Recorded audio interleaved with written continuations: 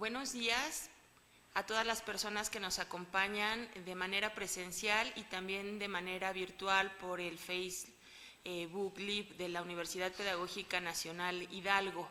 El día de hoy nos congratulamos por la actividad que vamos a realizar a lo largo de este sábado 9 de septiembre como resultado del trabajo de quienes están en proceso de formación en el programa de la Maestría en Educación, Línea Recuperación y Análisis de la Práctica Docente, quienes cursan actualmente el segundo cuatrimestre y cuarto cuatrimestre de este programa. Les damos la bienvenida y en el marco del coloquio estatal de la MELRAP que hemos denominado Avances de Investigación del planteamiento del problema al plan de acción, pues les damos la bienvenida y recordamos que existe un programa para desarrollar este día que va con la inauguración del evento, el desarrollo de la conferencia inicial y posteriormente el trabajo de presentación de sus avances a lo largo del día. Muchísimas gracias por acompañarnos y está con nosotros la doctora Marisol Vite Vargas, directora general de nuestra Casa de Estudios, a quien le damos la bienvenida. Muchas gracias. Muchas gracias. También nos acompaña el maestro Adolfo Rodríguez Guerrero, quien será, pues nos deleite con la conferencia denominada Las perspectivas de la UNESCO en la formación de los docentes para la atención de las juventudes. Bienvenido, maestro Adolfo. Y bueno, para inaugurar le damos la palabra a nuestra directora, la doctora Marisol Vite Vargas. Muchas gracias. Buenos días a todas y a todos. La verdad es que el desarrollo de las actividades en el posgrado representa para la Universidad Pedagógica Nacional, Unidad 131, un elemento fundamental porque la tarea de la universidad justamente tiene que ver con la formación de profesionales de la educación.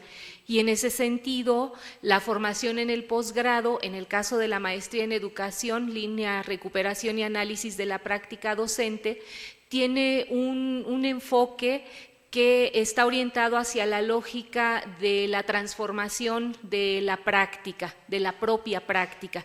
Y en ese sentido, pues lógicamente el quehacer que se despliega en el proceso formativo en la maestría, que implica la adquisición de elementos de orden teórico, conceptual, pero también elementos de orden metodológico en los procesos de investigación y en esta perspectiva específica de recuperar lo que se desarrolla en la cotidianidad, en la práctica docente, en la práctica educativa en lo general, para poder identificar elementos susceptibles de mejora y en ese sentido desplegar la acción transformativa.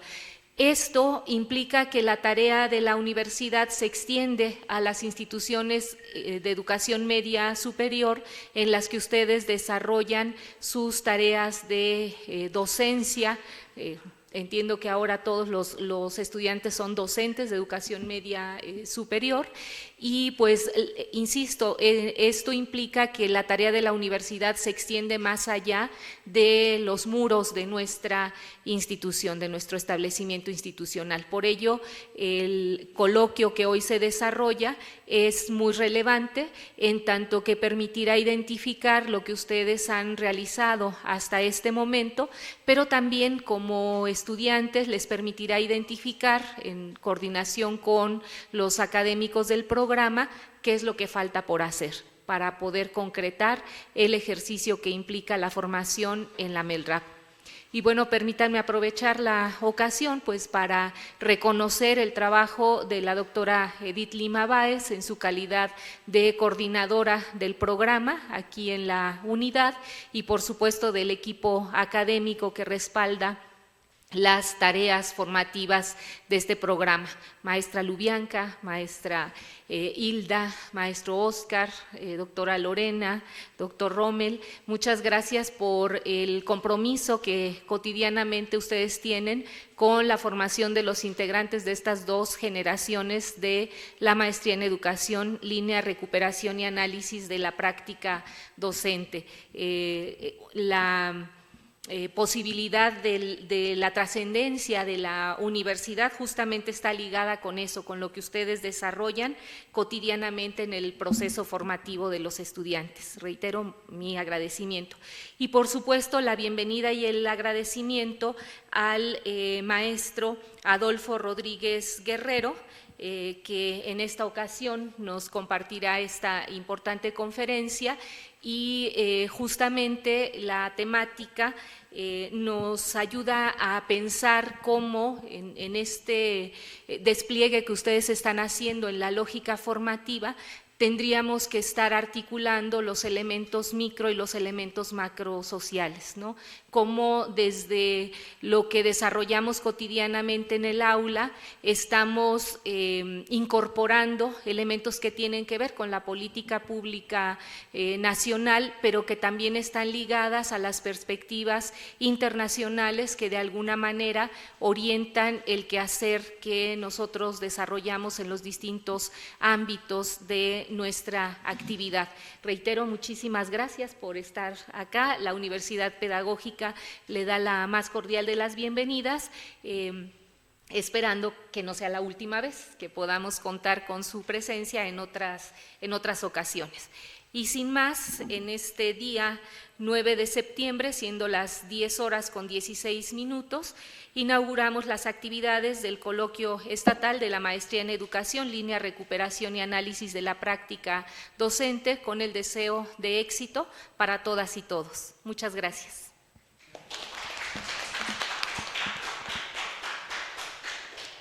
Gracias, doctora. Bueno, me voy a dar a la tarea de leer la semblanza de nuestro conferencista. Adolfo Rodríguez Guerrero es coordinador de programa de sector educación de la Organización de las Naciones Unidas para la Educación, la Ciencia y la Cultura, UNESCO, en México. En otras tareas ha sido maestro de secundaria, asesor de gobiernos estatales, investigador en temas de educación rural y formación docente. También fue coordinador de contenidos digitales en Sistema 1 Santillana y durante 10 años funcionario de la SEP en la Subsecretaría de Educación Básica, la Subsecretaría de Educación Superior y en la Coordinación Nacional del Servicio Profesional Docente. Desde 2017, en la UNESCO, ha desarrollado para México proyectos relacionados con infraestructura física educativa, gestión escolar, revisión de libros de texto gratuitos, alfabetización de jóvenes y adultos, educación dual y formación técnica y profesional, educación inclusiva, uso de tecnologías en educación y educación en situaciones de emergencia. Sus áreas de especialización son educación para la ciudadanía mundial, educación para el desarrollo sostenible y educación en situaciones de emergencia. Tiene estudios de licenciatura en Pedagogía por la UNAM y de maestría en Tecnología Educativa por el Tecnológico de Monterrey y en Tecnologías, Política y Culturas por la Universidad Nacional de Córdoba, Argentina. Bienvenido, Adolfo. Nos vamos a bajar para… Perdón.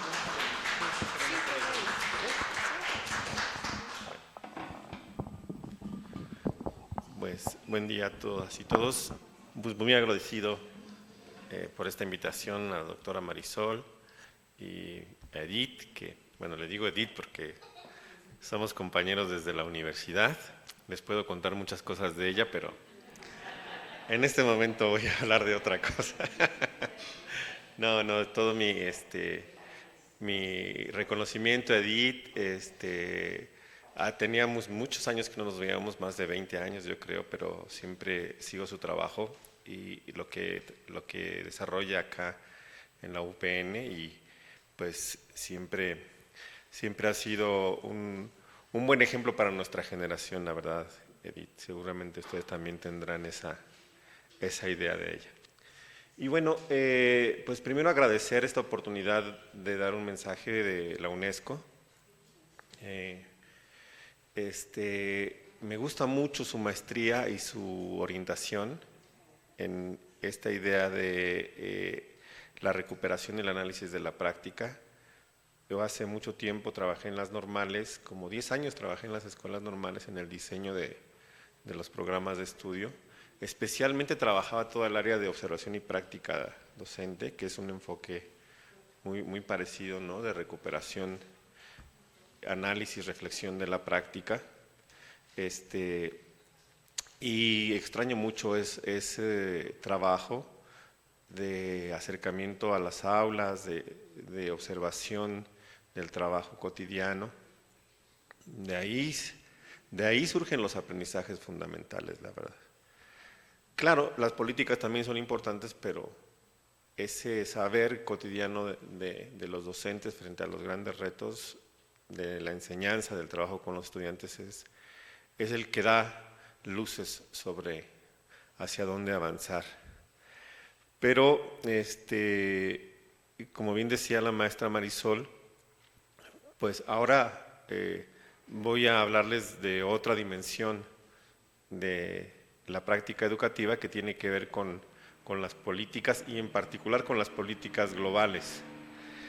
Entonces les voy a hablar de una visión muy amplia, una visión mundial de lo que desde la ONU y en particular la UNESCO trabajamos y algunas ideas de lo que estamos viendo también en América Latina y en México en particular. Algunas cosas quiero comentarles.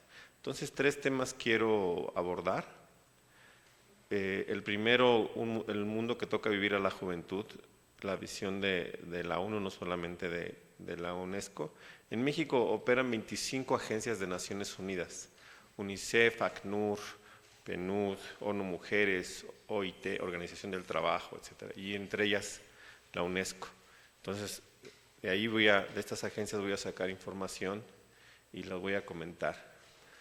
Después voy a hablar en particular de la respuesta educativa de la UNESCO y lo que se le ha llamado la Agenda 2030, pero tenemos una agenda particular que es Agenda Educación 2030 y algunas prioridades en la formación de docentes para la atención de las juventudes.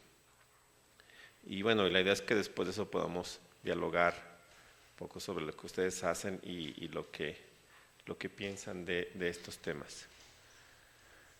Me siento un poquito achaparrado, entonces me voy a parar, si les parece bien. Es que la silla que está un poquito bajita y desde allí voy a... Bueno, primero, el mundo que le toca vivir a la juventud.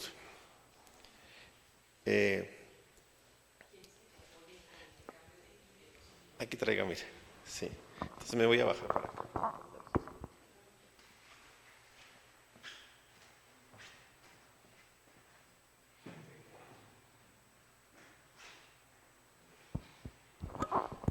Bueno, en general, la ONU presenta una visión global de crisis. Esta noción la voy a trabajar toda la exposición. Una crisis prolongada, emergencia, y yo le agregué un poquito, y muerte. ¿Sí? Es una visión muy fuerte, muy dura, pero eso es lo que está ocurriendo. Y en tres vertientes esta crisis sistémica y planetaria: ambiental, ahorita lo voy a exponer, social, económica y política, y cultural y existencial. ¿Sí?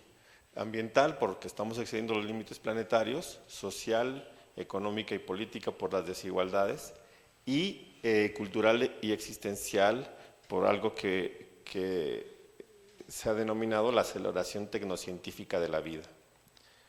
Desde el punto de vista de lo ambiental, hay diversas mediciones, diversos estudios, pero en particular me gusta, que es un estudio que hizo la Oficina de las Naciones Unidas para la reducción de riesgos de desastres, y lo que dice es que nuestro modelo civilizatorio, independientemente de los debates y calentamiento global o o cambio climático y demás. Lo que pasa es que estamos creando más riesgos de los que podemos atender. Ese es el tema fundamental, que no podemos atender tantas cosas y tan complejas, porque los sistemas que conectan y mantienen la vida están alterados, ¿no? La biosfera, la atmósfera, la hidrosfera, la litosfera. Está interesante, les gustará. Les voy a dejar esta presentación, no todas, creo que no puse muchos hiperlinks, pero si ustedes consultan los documentos, todos los documentos que presento aquí están en línea. Y los riesgos cada vez son más frecuentes y más intensos, tanto los riesgos geofísicos como los climáticos y los socionaturales. En realidad ningún riesgo es solamente natural, porque hagan de cuenta, un temblor no es lo mismo en Haití que en Japón. En Haití tarda 2 décadas, se va a tardar 2 décadas el país de recuperarse de los temblores y los ciclones y la pandemia. Y en Japón no, porque son socionaturales, porque las capacidades de la sociedad, económicas, políticas y demás, para movilizarse ante un desastre, modifican el impacto de estos riesgos, ¿no? Entonces, todos en realidad están conectados, pero lo que ha pasado es que tenemos cada vez más y de manera más impactante estos desastres. No sé si vieron lo que ocurrió ahora con las lluvias en Grecia, recientemente en Chile, bueno, en Nayarit el año pasado apenas, etc. En México tenemos en promedio 5,000 sismos al año, 2 arriba de 7 grados, 14 volcanes activos, 7 tormentas tropicales, 52% de nuestro territorio es árido, es semiárido. Eso quiere decir que es una crisis prolongada. No es una emergencia inmediata, pero es una crisis prolongada. Tenemos 19 megaciudades. En 1950 teníamos 3, ahora tenemos 19. Pachuca se está convirtiendo en una megaciudad. ¿Sí? Somos de los 9 países más poblados del planeta, junto con Bangladesh, Nigeria,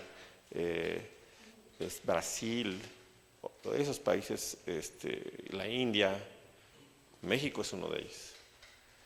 Y tenemos el 3er lugar de refugiados en el mundo.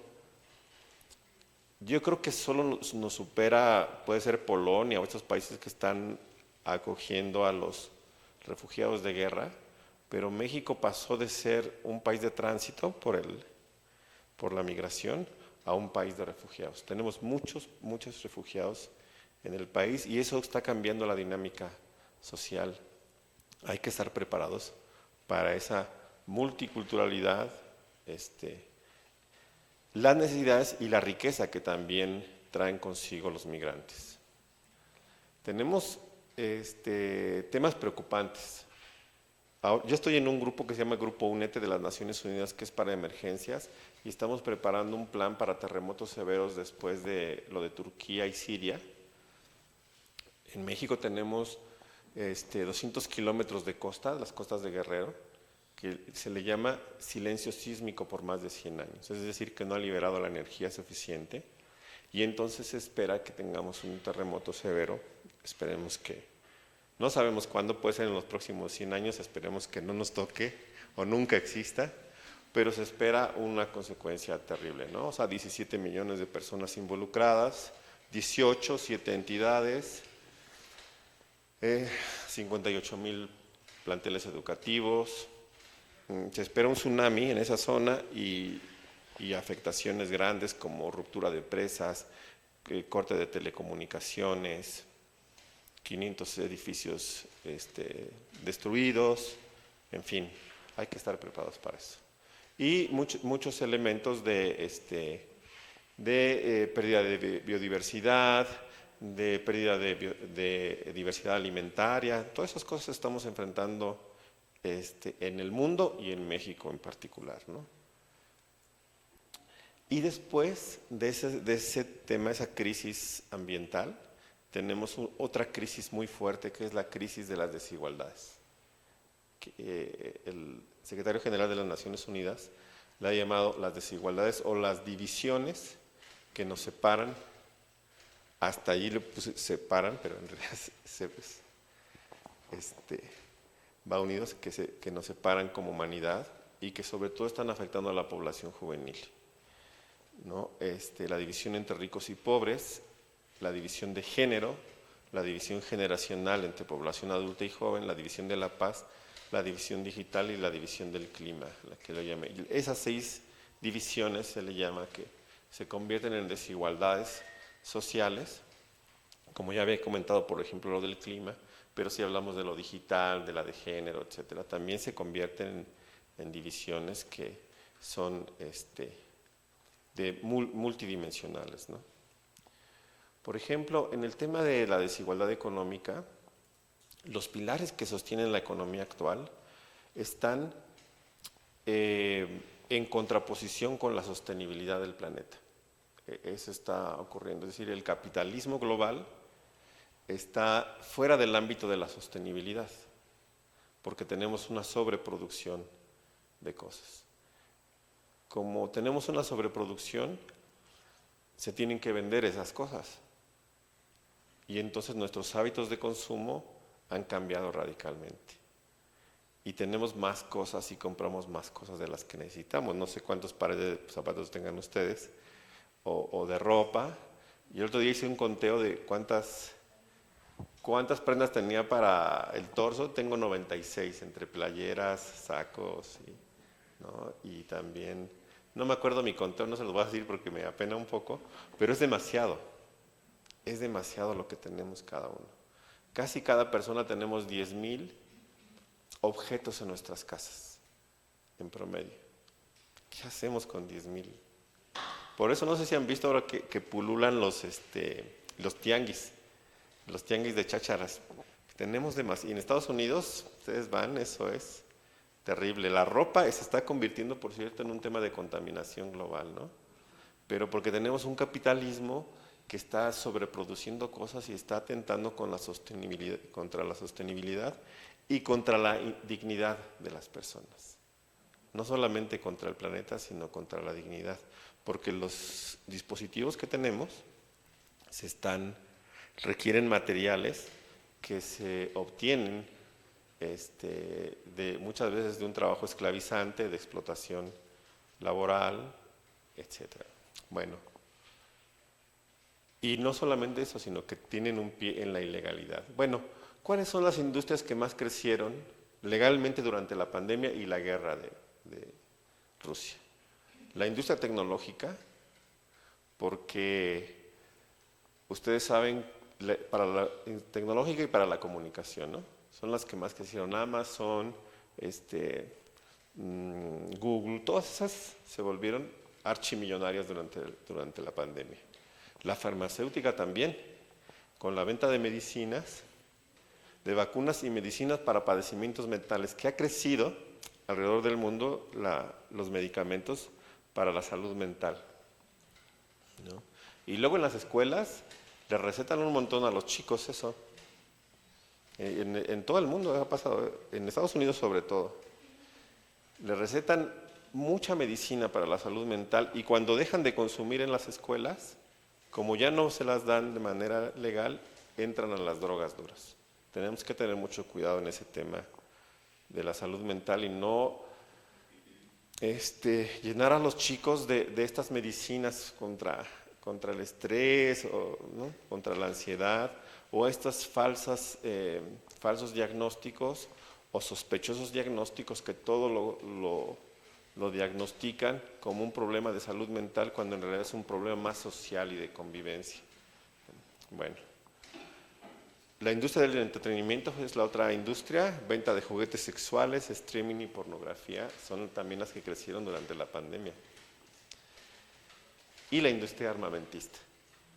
Sí, entonces, le han llamado a una sociedad legalmente fármaco, guerrero, pornográfica.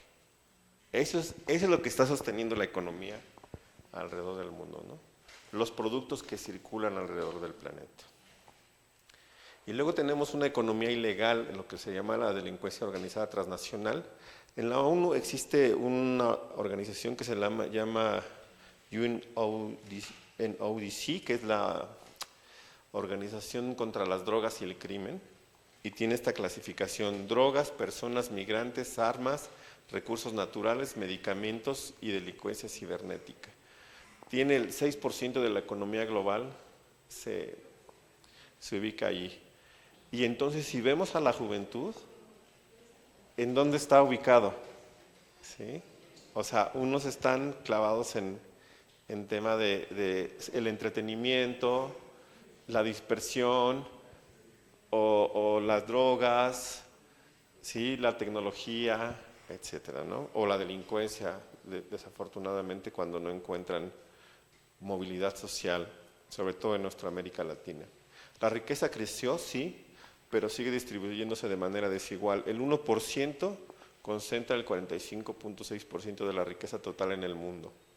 Y en México dice que, México es un buen ejemplo. La estructura del poder político han estado al servicio del 1% de la población, ¿no? Es el reporte de la CEPAL, la Comisión de Economía para América Latina y el Caribe.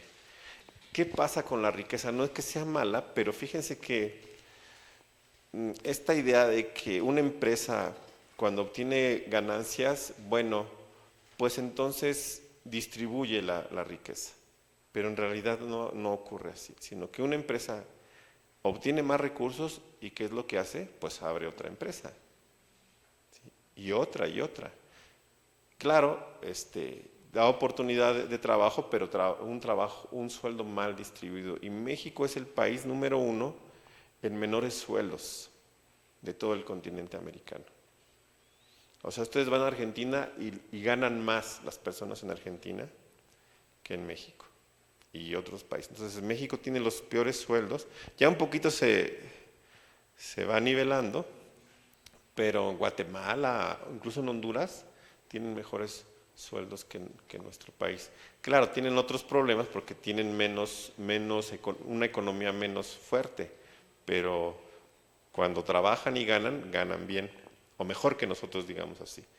Y no solamente eso, sino que los nuevos ricos y las clases medias mundiales están incurriendo en prácticas no sostenibles. Por ejemplo, están consumiendo alimentos, y eso también va un poco para nosotros, que dañan la sostenibilidad del planeta.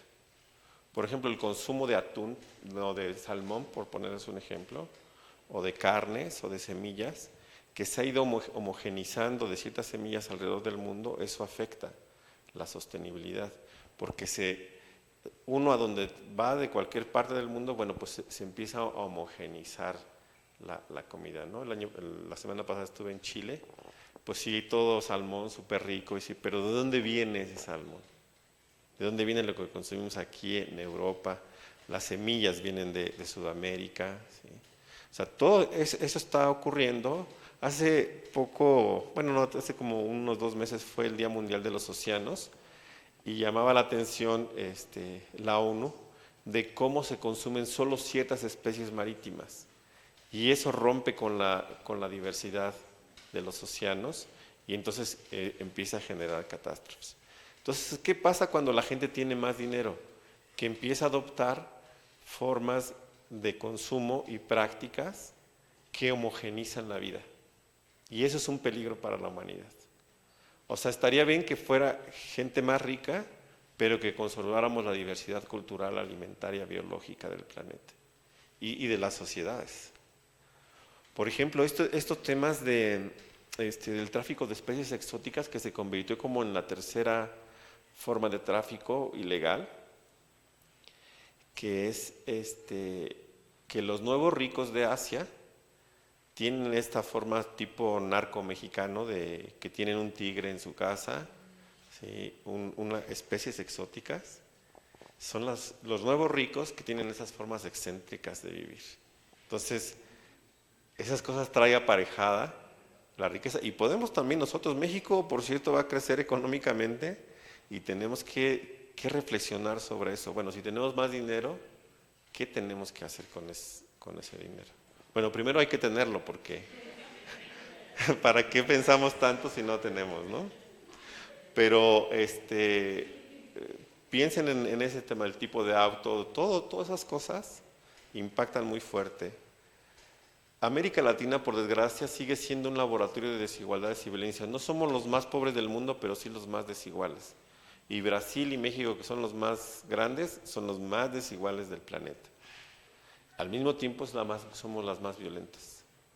¿Sí? De las 50 ciudades más peligrosas, 40 están en América Latina, y en México 17 de esas 50 y 10 de las más peligrosas. Es decir, México es de los más peligrosos del planeta. Tenemos a las bandas más sofisticadas y sanguinarias del planeta. Tienen submarinos, aviones, tecnología, ejércitos. Está muy difícil de enfrentar y están incrustados en las comunidades los grupos criminales, ¿no? Seguramente ustedes conocen esos temas. La UNESCO tiene ahí un programa muy interesante que trabajamos con la UNODC de Educación para la Justicia y el Estado de Derecho, un poco para afrontar el tema de la criminalidad y todo eso, pero es un manual muy interesante que hemos trabajado. Algo que está ocurriendo en el mundo es el tema de las luchas contra la colonización. ¿Sí? En América y en África está ocurriendo eso, porque la hegemonía de Estados Unidos y de los países occidentales se está perdiendo. También eso ha ocurrido con Francia y China, con el poderío económico, que está debilitando estas hegemonías que teníamos hace 50 años. Entonces, por eso ahora en educación y en política se está hablando de procesos decolonizantes. Bueno, ya desde hace mucho, pero ahora con mayor fuerza. ¿Sí? Pero tenemos a Bolivia, a Chile, Venezuela, pero también otros países como los argentinos tienen muchos temas de educación y pedagogías decolonizantes, ¿no? Y eso, o sea, nunca se había atrevido un país de África a decirle a los franceses, ¿saben qué? Ya estuvo. ¿Sí? Ya. Y entonces escuchamos los discursos de dirigentes latinoamericanos, un poco como Colombia, como Andrés Manuel, un poco que dice, bueno, oigan, sí, pero nosotros somos soberanos, ¿eh? Eso era impensable hace 10 años, pero ahora sí está ocurriendo y la educación también está cambiando hacia allá. Sin embargo, hay que tomar en cuenta temas muy importantes como las juventudes rurales, ¿sí? Que en México representan el 23% contra el 77% de la población que ya es urbana en México. Entonces es un dato fuerte, porque los jóvenes están abandonando el campo. Ya nadie quiere estar en el campo. ¿Sí? ¿Quiénes se apropiaron del campo? Las transnacionales. Porque cuando hubo la venta de la propiedad ejidal, las empresas fueron las que compraron, empezaron a adquirir terrenos ejidales. Y saben que en el 60% de los recursos naturales es propiedad ejidal y comunitaria. Entonces, allí tenemos fuertes retos, porque si allí están los recursos naturales, pero están abandonando los jóvenes, entonces, ¿quién se hace cargo de eso, ¿no? Pero fíjense, la población activa en el campo está entre 42 y 56 años. ¿Y dónde están los jóvenes? Hiperconcentrados en las megaciudades, en las periferias, buscando oportunidades, buscando formas de trabajo. Entonces, allí hay una confluencia súper interesante de tradiciones, culturas, aspiraciones, problemas, etc. Entonces, tenemos que pensar las ciudades y pensar lo rural, porque todos necesitamos de lo rural. Otro tema es la desigualdad de género. Las mujeres en general tienen menor acceso a todo. Una de las prioridades de la ONU a nivel mundial son las mujeres. La otra prioridad es África. Son las dos prioridades de la ONU. África, porque si sigue cayendo en ese caos en el que está, ayer leía que lo que pasa con África es que nunca los países que colonizaron África nunca hicieron una división precisa de los territorios. Entonces hagan de cuenta que si fuera México, que invade la mitad Francia hasta Guadalajara y Bélgica invade de Guadalajara para abajo. Y entonces en África dicen, bueno, pero si todos somos del mismo país, pues no, porque una es parte de Francia y otra de Bélgica. Entonces empezaron a pelearse. Y hasta el momento, no hay, excepto Etiopía, que nunca fue invadido, todos los demás países tienen problemas de frontera, de grupos étnicos, de peleas por los recursos naturales. Claro, y ahora Europa está súper molesta cerrando sus fronteras porque dice, oigan, pues ya no vengan tantos africanos, pues sí, pero ellos devastaron el continente. Entonces la ONU dice, si tenemos que apoyar al continente africano porque si no, va a jalar al resto del planeta. Entonces por eso es una prioridad. Nosotros en la UNESCO en México tenemos que hacer cosas por África. Y a veces es muy difícil cuando hacemos un proyecto, por ejemplo, acabamos de hacer uno de media superior con el Estado de México, y decía mi jefa, ponle África. Le digo, ¿pero cómo ponemos África? Pues digo, pues por lo menos a la población afrodescendiente, ¿sí? O busquemos la conexión. Entonces es una prioridad mundial. La otra son las mujeres, porque todas las mediciones de todas las agencias de las Naciones Unidas dicen que las mujeres, que son un poquito más del 50% de la población, están en desigualdad estructural en tecnología, educación, trabajo, comunicaciones, etc. Y hay datos, por ejemplo, que si las mujeres tuvieran acceso, no solamente acceso, sino fueran dueñas de medios de comunicación, hubiera mayor libertad de expresión. Si la mayoría de las adolescentes y jóvenes en América Latina tuvieran por lo menos hasta educación secundaria y posibilidades de trabajo igual que los hombres, el subcontinente podría salir de la pobreza en 2 décadas. Entonces, por eso es prioritario las mujeres, pero en realidad tienen las mujeres menos oportunidades para estudiar, para trabajar. Y se manifiesta en temas como el embarazo precoz, que ha crecido en México, y el tema de los feminicidios también. Todos esos son como orientaciones que hace poco me entrevistaron en un medio sobre las orientaciones técnicas sobre educación integral en sexualidad. Les recomiendo mucho ese documento. Participaron mexicanos, mexicanas. El tema del bullying homofóbico y transfóbico en los centros educativos. O sea, son temas que tenemos que abordar y que son parte de las desigualdades estructurales que se están viviendo en las escuelas, producto de las desigualdades sociales, ¿no? El empleo juvenil en la región, ese también está impactando fuerte. Los jóvenes tienen menos empleo que los adultos y ganan 4 veces menos también cuando tienen su primer trabajo. Y algo que está ocurriendo en América Latina es que están dando becas a los estudiantes, pero hagan de cuenta, les dan becas, las escuelas los forman, pero luego no tienen trabajo, porque las empresas no los están contratando o no tienen buenos empleos. Y ese es un problema fuerte, porque no está habiendo reciprocidad entre la inversión estatal en becas y apoyos y luego en el trabajo. Es un reto muy grande el trabajo, sobre todo en nuestra región. Aunque fíjense que México se destaca por su programa de Sembrando Vida, y creo que Jóvenes Construyendo el Futuro. México es el país que más invierte en América Latina en los jóvenes. Eso, digamos, es una buena noticia.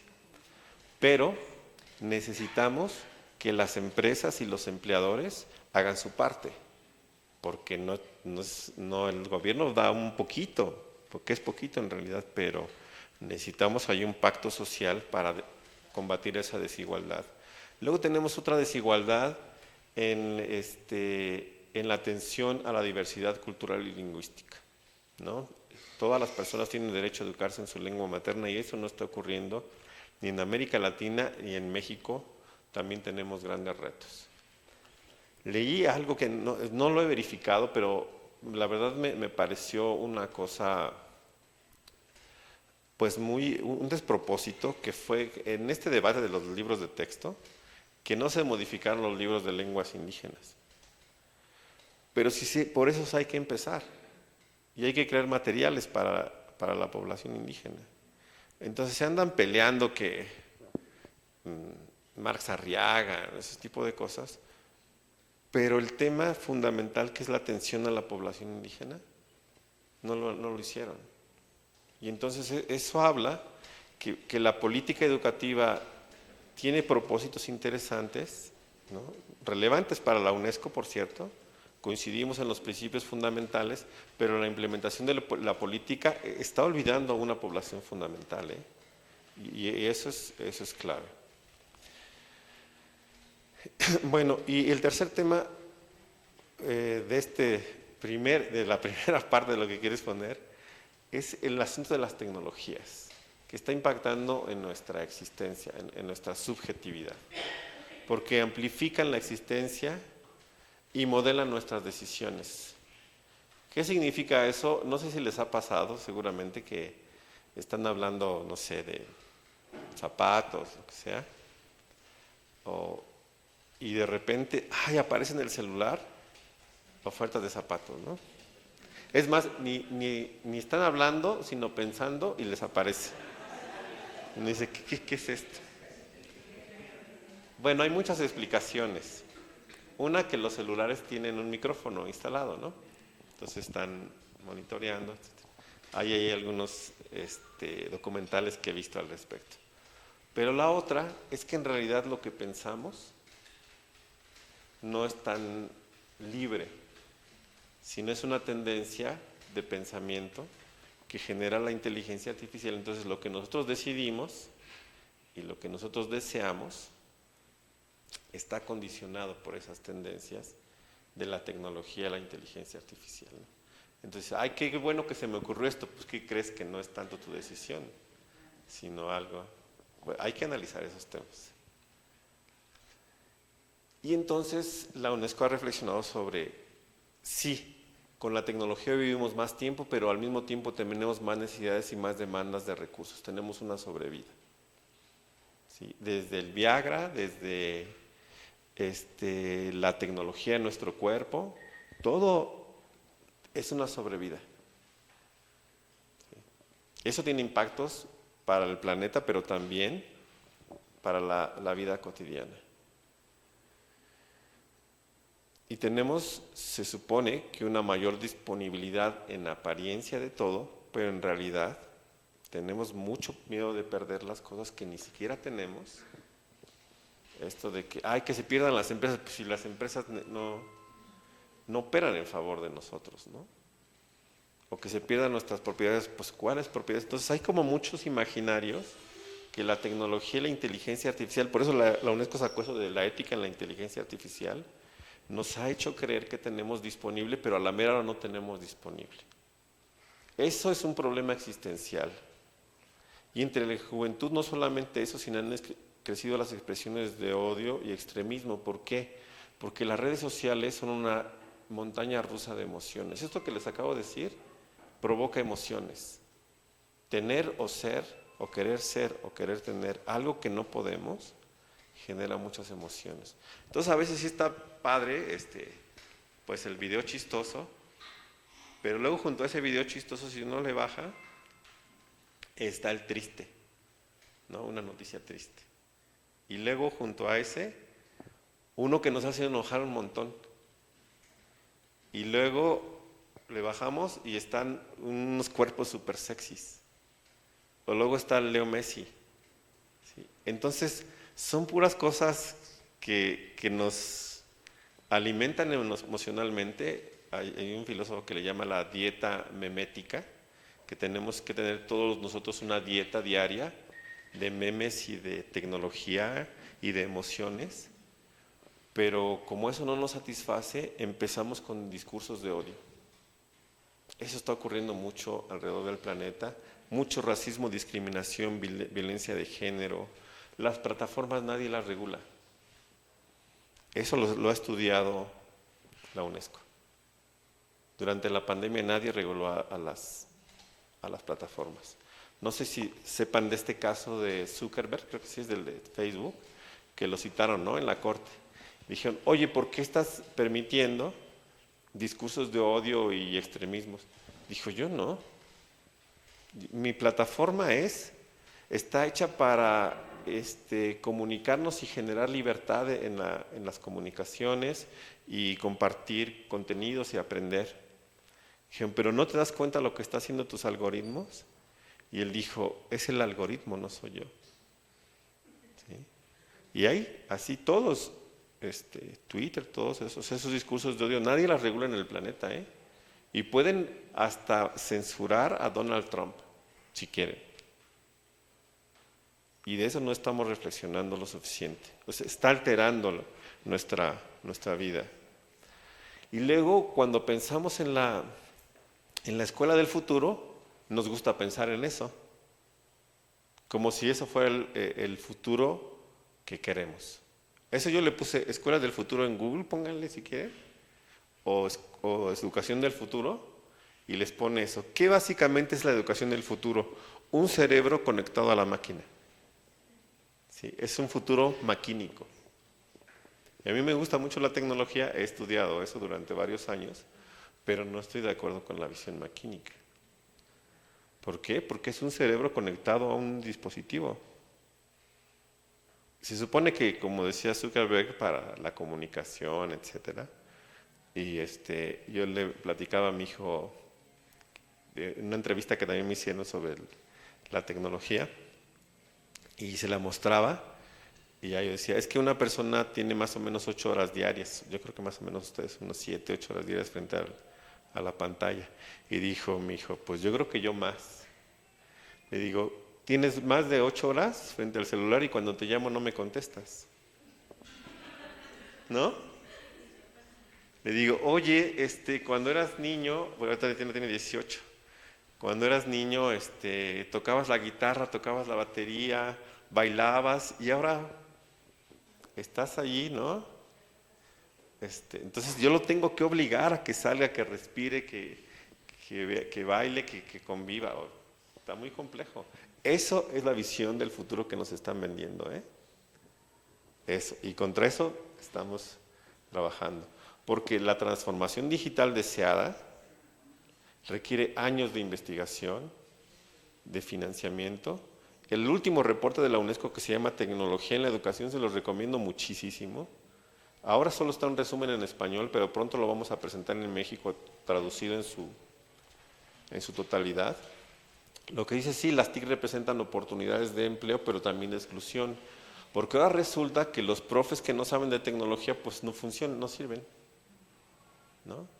Ese es el otro día fui a un foro, y quien me antecedió, que le llamaban una de las 100 personas más influyentes, creo que del mundo, no sé qué, decía, pues, ¿cómo decía? ¿Te tecnologizas o mueres? Y yo después de él dije, ¿por qué? Dije, ustedes maestros, estaban ahí un montón de maestros en Aguascalientes, le dije, ¿ustedes se creen que ya deben morir porque no saben tecnología? Ese es el discurso, ¿eh? Para mí tecnofascista, de que si no sabes, entonces no sabes dispositivos, plataformas, entonces ya mejor salte de trabajar o ya no te necesita la humanidad. Y eso está ocurriendo en Estados Unidos un montón, porque la mayor parte de la población trabajadora en Estados Unidos es tipo Homero Simpson. ¿Sí? Es decir, un obrero que sí sabe ciertas cosas de tecnología, pero no es el especialista. Por eso tiene tanto éxito Homero Simpson entre la sociedad norteamericana, porque es una persona frente a una máquina que sí sabe hacer algunas cosas, pero no lo suficiente. Son obreros que no están tan calificados, fíjense. Y entonces en Estados Unidos hay una exclusión por meritocracia tecnológica. O sea, ahora resulta que los únicos que valen son los jóvenes, tipo Zuckerberg, tipo estos chicos, ¿no? Del Silicon Valley, el que maneja todo el tiempo el iPad y todo eso. Y por eso hay fuertes conflictos en Estados Unidos y en México mucho más, cuando el 60% está fuera de línea en el mundo. El 60% del planeta no tiene internet. Eso la pandemia nos los dejó ver. En México como el 45%. Entonces, ¿de qué estamos hablando? ¿De qué transformación digital estamos hablando? Y ese informe lo que dice que solo el 7% de dispositivos y programas tecnológicos están probados verdaderamente en la escuela. Solo el 7% de los que ocupamos, porque la mayoría están hechos no para estudiar ni para aprender, para otras cosas también importantes, pero no exactamente para la escuela. Por eso tantas adaptaciones que hemos tenido que hacer, ¿no? Me invitaron a Ecuador a un foro que se hace todos los años de tecnología y dijimos, bueno, sí vamos, pero vamos a presentar ese informe. Y ya nos desinvitaron. Porque ¿quién hacen esos foros? Las empresas de tecnología. Porque ahí esos foros de tecnología no se va a discutir los problemas que les acabo de mencionar, ¿eh? Género, violencia, no, ahí se van a discutir el cerebro conectado a los lentes de ¿cómo se llama? Realidad virtual. Lo que te presentan es el robot caminando, pero no se discuten estas cosas. Y eso es lo que está ocurriendo en nuestras escuelas. En resumen, tenemos problemas de exclusión múltiple. Nosotros identificamos 8 dimensiones de exclusión: pobreza, discapacidad, migración, ruralidad, género, etnia, privación de la libertad y orientación sexual.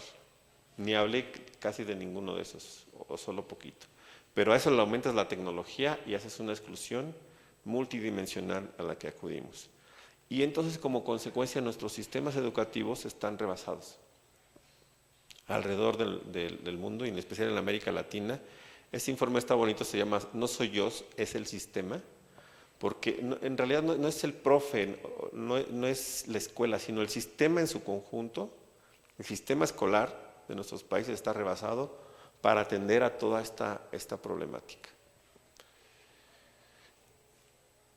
Tenemos una década también con algo que le llaman la crisis global del aprendizaje, es decir, desde el 2013, ya los chicos en las mediciones no aprendían lo que el currículo decía. Yo ahí tengo una pelea porque no me gusta echarle la culpa a los profes, que eso es muy común, ¿no? Que es, pues que los maestros no tienen buenas prácticas, o la escuela. Sí, pero también enseñan cosas importantes, ¿no? Y no todo el aprendizaje depende de las escuelas. Aunque le quieran echar estas ideas de que el profe es el detonante, sí lo es. Le llaman la figura de primera influencia, ¿no? Luego la segunda se supone que es el director. Sí lo es, pero no es el responsable total. Eso la UNESCO lo ha dicho muchas veces. Pero tenemos problemas de aprendizaje, eso hay que reconocerlo. Luego ahí tenemos escuelas que no cuentan con condiciones básicas de salud, nutrición y bienestar. Es decir, escuelas que no tienen agua potable, por ejemplo, o que son muy inseguras. El 60% de las escuelas en México se vandalizaron durante la pandemia, y eso es mucho, ¿no? Y es muy caro mantener una escuela. Seguramente ustedes lo saben, pero me tocó hacer un estudio durante la pandemia. Por ejemplo, en el Estado de México se robaron un tractor, se robaron de una escuela agropecuaria. En Tabasco acaban de salir de las inundaciones, o una escuela que está junto a las plantas petroleras. Entonces, las paredes, todo se oxida, ¿no? Y luego lo vandalizan. Entonces, muy difícil mantener a las escuelas en México. Tenemos casi 280,000 escuelas, la mayoría construidas hace 50 años. El 90% de nuestras escuelas han sido construidas hace 50 años, cuando no teníamos tantos alumnos ni había internet. Tenemos que rediseñar las escuelas. Ya el diseño de los espacios ya tiene que ser distinto, ¿no? Los materiales, etcétera. Y este tema, que es muy importante para mí, que es la desilusión juvenil sobre el futuro. Hay varias mediciones de la ONU que habla sobre el incremento de la desilusión acerca de las instituciones tradicionales por parte de los jóvenes. Iglesia, familia, matrimonio, escuela, partidos políticos, no están participando. Porque también, dice la ONU, no es bienvenida en las esferas del poder la participación de los jóvenes, ¿no? Sino nada más los ponen un poco así como para la foto. Ya saben, tráiganse a un joven, a alguien LGTB, a un indígena y a un viejito. Ay, muy bien el aplauso, pero no están participando realmente, ¿no? Es como las cuotas de inclusión, pero no están tomando decisiones. Y eso ha resultado en una visión, fíjense. Ustedes vean Netflix o las películas que predominan, son visiones irónicas. Sí estamos bien mal, pero nos reímos. ¿Sí? Desesperanzadoras, colapsológicas, muchas películas del colapso. Desde las películas de Marvel hasta las series, hay una visión así catastrófica. Hay que atacar eso. No, eso es más, hasta la música que a veces, eso nos los hemos impregnado los adultos, ¿eh? No sé si estuvieron en esta discusión del Peso Pluma y eso, ¿no? Que decían, ¿por qué el Peso Pluma tiene tanto éxito? Bueno, pues porque es música alegre. ¿Qué música escuchamos los adultos? No sé si ustedes en su playlist tengan eso, pero desde Amanda Miguel, José José, ¿no? Esa sí era música buena, pues sí, pero pura música triste, nostálgica, melancólica. Esa música es la que no quieren los chicos. Ya, tanta melancolía. Después de todo el desastre que les acabo de decir, ya más colapso no. Entonces, ven cómo culturalmente operan esas cosas, pero eso es lo que está privando. Y en la UNESCO tenemos 50 años reflexionando contra esa visión, porque la UNESCO nació después de la Segunda Guerra Mundial en un desastre mundial y dijeron, no, tenemos que construir una visión positiva del futuro. El reto es hoy pensar la coexistencia futura en un mundo en crisis. Ese es el gran reto. Tenemos que transformar la idea de desarrollo, esta idea de la posguerra que les decía, basada en un crecimiento económico de países desarrollados y subdesarrollados, eso fue de 1950. En el 92 surgió la idea de sustentabilidad ambiental, de no hacer más daño, de tener mejores futuros para las generaciones que vienen. Y en el 2015 surgió la idea de desarrollo sostenible, basada en el bienestar integral, en nuevas relaciones entre economía, ambiente, personas, más participativo, más ético. En eso estamos trabajando, en una visión de desarrollo sostenible distinta, que actúe en distintos escenarios, en crisis para la ayuda monetaria, en el desarrollo sostenible y en una paz duradera. Esa es la fórmula de las Naciones Unidas y de la UNESCO. El tema es si lo podamos lograr dentro de los límites planetarios hacia el 2050, porque tenemos el límite al 2050 porque se supone que allí se van a acabar la mayoría de los recursos para las personas, ¿no? Y aquí, después de ese panorama tan amplio, la respuesta educativa de la UNESCO va en ese sentido. La Agenda 2030 es un prisma que permite atacar todos estos temas que les acabo de comentar, ¿no? Desigualdad, trabajo, clima, género y demás. Esa es la Agenda 2030, un lente o un prisma que permite ver los distintos problemas de manera articulada. Tiene 3 componentes, pero yo lamenté uno, a ver si no me corren, pero tiene 3 componentes básicamente, lo social, lo económico y lo ambiental, pero yo lamenté uno, el tecnológico.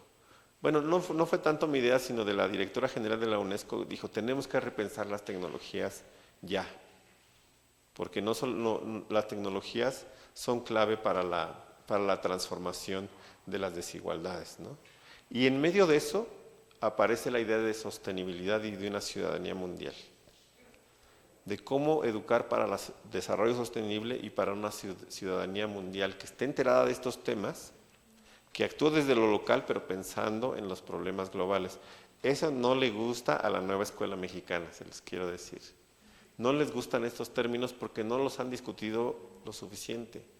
Piensan que global quiere decir globalización financiera, pero estamos hablando de una ética planetaria y de un desarrollo sostenible para articular estos elementos y no en una visión desarrollista como la de 1950 de países desarrollados contra subdesarrollados. No se han dejado convencer, tampoco la UNESCO puede obligar a México, pero sí lo que queremos es ayudar a que la educación transite hacia estos términos, ¿no? ¿Cómo vamos a nivel mundial en la Agenda 2030? Mal, sobre todo con la pandemia. Solo el 12% de las metas se han logrado, en el 58% se han avanzado poco y en 30% regresamos. Esa es la realidad hacia el 2030. Y en educación, fíjense que en educación, en el mundo hay problemas, pero en México no estamos tan mal, quiero decirles eso.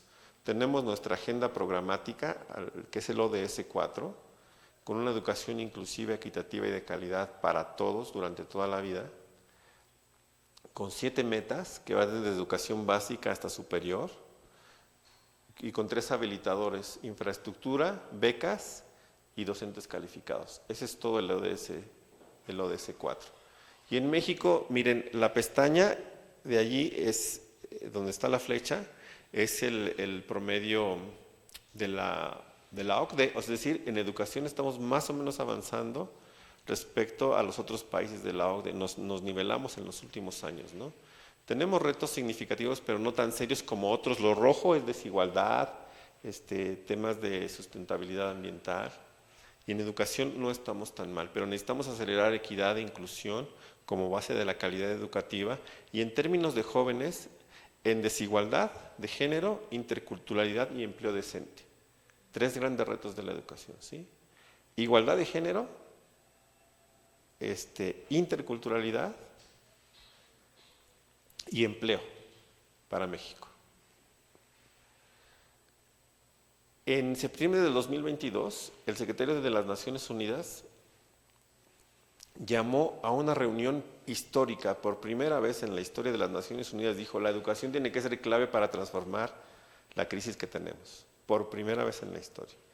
Llamó esa crisis, que se llamó cumbre sobre la transformación de la educación, porque dijo: sí tiene que ser la educación, pero no como la que tenemos ahora.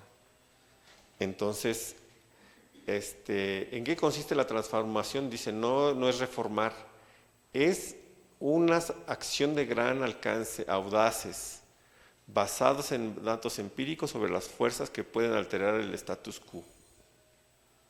A eso está apostando la UNESCO. 5 prioridades: construir escuelas mejores, entornos. Yo pongo el símil de sistema de salud. Si tú no modificas los hospitales, no puedes tener un sistema de salud adecuado. Porque un hospital tiene que reconvertirse, ser flexible, ¿sí? Adaptarse, atender a todos, ser público, constituir parte de un sistema de salud, ¿no? Las escuelas tienen que ser la prioridad. Esa es la prioridad número 1. Después, el empoderamiento juvenil es la segunda prioridad de la transformación educativa, ¿sí? Competencias para la vida y el trabajo decente. Apoyar la enseñanza de la profesión docente, la tercera. La transformación digital y el financiamiento, las 5 prioridades. En eso estamos convenciendo, porque luego los gobiernos no quieren invertir tanto en educación. Dicen, todo eso está muy bien, pero pues no hay dinero. Y México sí tiene dinero, ¿qué creen? México, en esta reunión que estuve en Chile la semana pasada, estaban unos colegas, bueno, era una reunión latinoamericana y se me acercó un colega de Cuba. Oye, México, yo lo quiero mucho y todo eso. Y dice, fíjate lo que voy a decir en la reunión, Y levanta la mano y dice, bueno, todo esto que estamos comentando en una reunión de educación para el desarrollo sostenible, dice, necesita dinero. Y en Cuba no tenemos dinero. Necesitamos del apoyo internacional. Dijo, ¿saben quién compró los libros de texto en Cuba para los niños? No, pues no. México regaló los libros de texto para todos los niños en Cuba. Nadie hace esfuerzos internacionales por ayudar a los países pobres o de esa magnitud. Hacen esfuerzos por comprar armas, etcétera, etcétera, pero no por apoyar a la educación de las personas. Y México lo está haciendo, está apoyando a a los países de América Latina. No, yo creo que esa denuncia no se difunde mucho porque si no caería todo el poder mediático sobre el comunismo que ya está implantando. Pero la ONU es ayuda internacional. ¿Por qué unos países no pueden apoyar a otros? ¿Por qué? ¿Qué va a ocurrir si compran los libros de texto? Si ya hay dinero suficiente. Si en México se imprimieron, no sé, creo que 40 millones de libros de texto. Imagínense imprimir 40 millones de libros de texto. Entonces México apoya a otros países. Todos los países aportan una cuota a las Naciones Unidas. Y México no solamente aporta cuotas suficientes, sino aporta la de países que no tienen suficiente dinero. ¿Sí? Es decir, México apoya, por ejemplo, a Haití, a Venezuela, a Bolivia. ¿Sí? De eso se trata la cooperación internacional.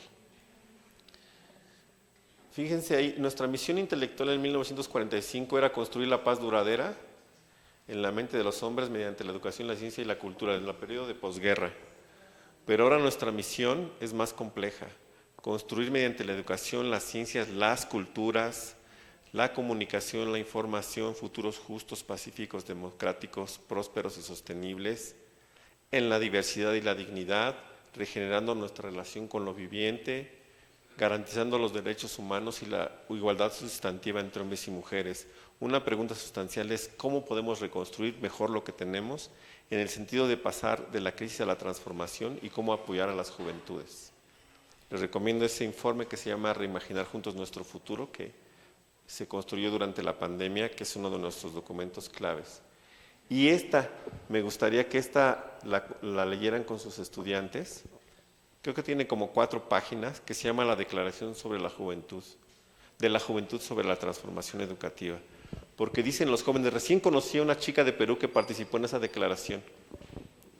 Dice: para alcanzar estos fines defendemos la necesidad de un enfoque interseccional, intersectorial y transversal, basado en los principios de los derechos humanos, el desarrollo sostenible, la igualdad de género, la justicia climática, la inclusión, la equidad, la igualdad y la solidaridad en todas las acciones para transformar la educación y sus sistemas a nivel mundial, regional, nacional, local y comunitario. Eso dijeron los jóvenes reunidos en Nueva York en septiembre pasado.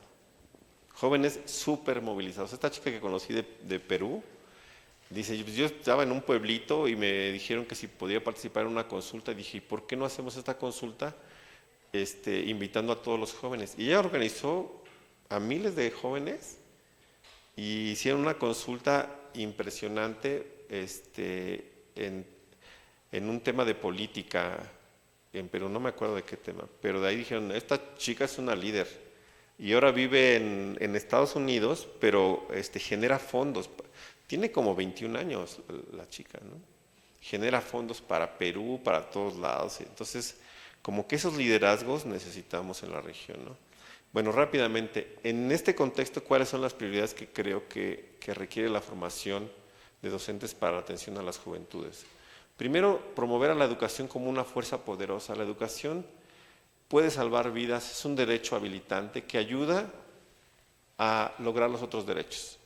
¿Sí? Alguien que tiene una educación pertinente, de calidad, inclusiva, puede avanzar hacia la igualdad de género, la salud, la justicia, el trabajo decente. Después, integrar en sus programas educación para el desarrollo sostenible y educación para ciudadanía mundial. Fíjense que logramos un convenio con la Subsecretaría de Educación Media Superior para integrar la educación para el desarrollo sostenible.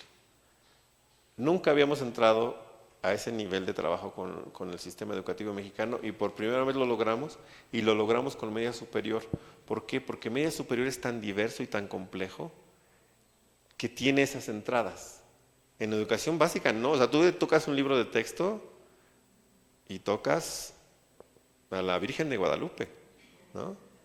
Pero en media superior hay mucha flexibilidad, hay mucha diversidad. Están los CONALEPs, están los bachilleratos comunitarios, están los CECITES, un montón de cosas. Entonces ahí pudimos entrar para integrar la educación para el desarrollo sostenible.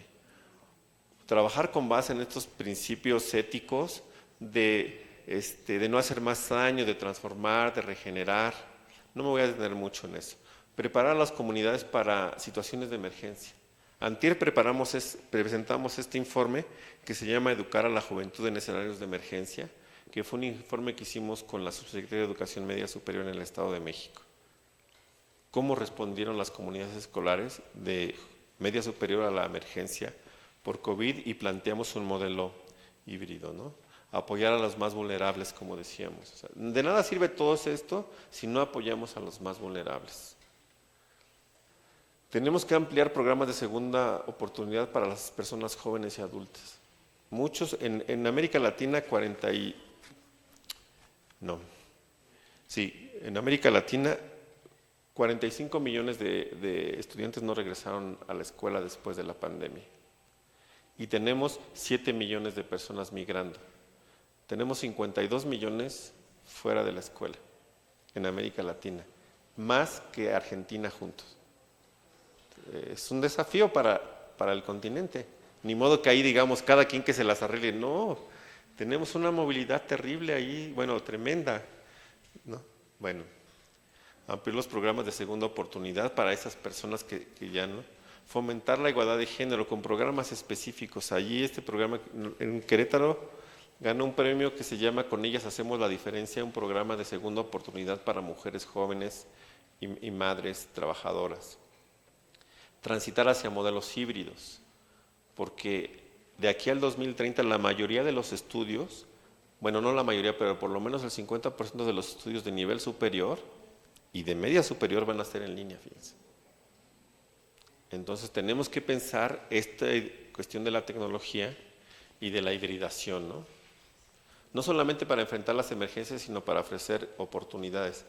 Integrar a los jóvenes en las tecnologías digitales, ganar la batalla de la industria de la distracción, como comentaba hace rato, y reconocer el valor de las aportaciones y la creatividad de las mujeres a la ciencia y la tecnología. En eso tenemos un énfasis puesto todo el tiempo. Les recomiendo ese de descifrar el código. Es un documento muy bonito que habla sobre la educación de las mujeres en ciencia y tecnología. Necesitamos rediseñar los hábitats escolares. Esto que les comentaba hace rato, de que las escuelas estén más conectadas con el entorno y no tener estos búnkers que ahora tenemos. Porque tenemos que levantar bardas y alambrados allí para que no dañen las escuelas. Pues sí, pero eso hace que estemos ausentes de la conexión con lo comunitario, ¿no?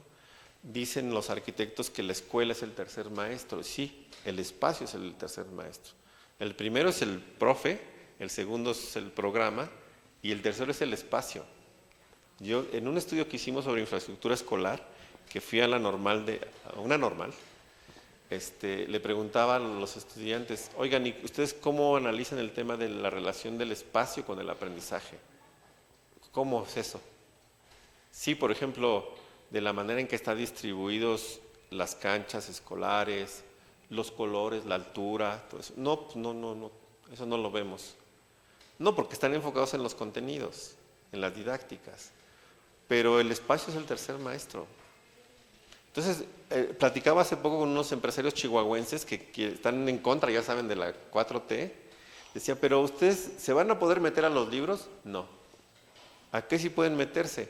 ¿Por qué no hay museos en Chihuahua? Digo, yo quiero ir a museos, estaba el de Pancho Villa, no me acuerdo, 3 museos. Digo, ¿cómo quieren que los chicos, o a dónde van a hacer ejercicio si no hay árboles en Chihuahua? Más que la Universidad de Chihuahua que tiene allí arbolado. Entonces no hay espacios verdes, no hay espacios culturales. Y todavía les prohíben que unos libros de texto hablen de la diversidad. Y pues no.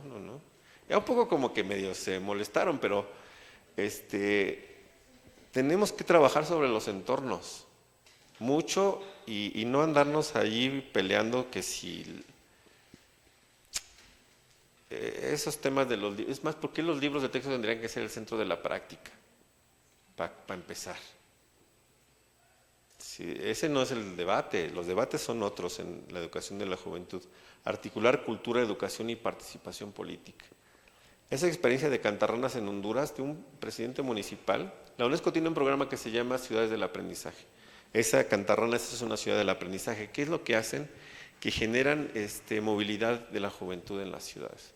Entonces articulan lo educativo con lo cultural, con la participación política. Y decía este presidente municipal súper jovencito, dijo, yo termino mi mandato y me voy, porque ya nos dimos cuenta que quienes se eternizan en el poder hacen daño a la participación juvenil. Tenía como 25 años el chavo, ¿no? Y logró modificar totalmente esta otra experiencia en General Escobedo de Nuevo León, que todo el mundo conoce en este tema de la chica Devani. Lo que hicieron es que movilizaron a todas las capacidades institucionales y a las familias y los jóvenes con un programa que se llama el Protocolo 48. Porque las personas que se extraviaban empezaban a ser buscadas después de la hora 48. Es lo que pasó con Devani. Y entonces dijeron los de Nuevo León, no, desde la hora 1. Y todos se movilizan para buscarlo, ¿no? Entonces son iniciativas ciudadanas en las que han participado los jóvenes a través de la tecnología, como esta de Pilares en la Ciudad de México, como la reforestación en el Estado de México, como quien trabaja con población rural, ¿sí? Es decir, jóvenes conviviendo con adultos, con saber tradicional, nadie se debe quedar afuera. No, los jóvenes sí son prioridad, pero no son exclusivos. Tenemos que pensar en ese diálogo, aprendizaje intergeneracional y multidireccional, construir competencias de futuro. Muchos dicen, bueno, las capacidades del siglo XXI, emprendedurismo, innovación, resiliencia, lo tecnocientífico, etcétera. Sí, todo eso está perfecto. Pero al mismo tiempo, formación de capacidades para vivir juntos en un mundo complejo. Ciudadanía mundial, convivencia pacífica, interculturalidad, igualdad de género. No está peleado. No está peleado. Y en la escuela tenemos que formar para los dos. Siglo XXI, trabajo decente, etcétera, y para convivir en un mundo complejo. Bueno, eso ya no les hablo. Requerimos la formación de nuevos sujetos políticos. Ahí la UNESCO tiene un documento que se llama Enseñando y Aprendiendo para una Participación Transformadora. Chiquitos son los documentos de 9 páginas. Pero dice, tenemos que promover esa participación de los estudiantes y que transformen su mundo, porque si no, nadie lo va a hacer. Y finalmente, formar capacidades en directivos y docentes de educación media superior para todo esto. La igualdad y el desarrollo sostenible mediante programas que permitan integrar equidad de género, inclusión, interculturalidad, derechos humanos, educación para la justicia, para las emergencias, para el desarrollo sostenible. Seguro ya lo están haciendo, pero hay que hacerlo con más fuerza. Registrar e investigar, por ejemplo, en la práctica, hay que hacer más publicaciones sobre la situación de las mujeres en la educación. Hay pocas, necesitamos más de eso. ¿Qué es lo que está pasando con las niñas y las jóvenes en educación media superior?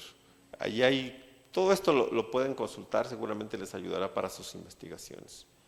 Para terminar, no nos podemos permitir caer en la depresión, la desilusión. Si trabajamos con jóvenes, menos eso, ¿no?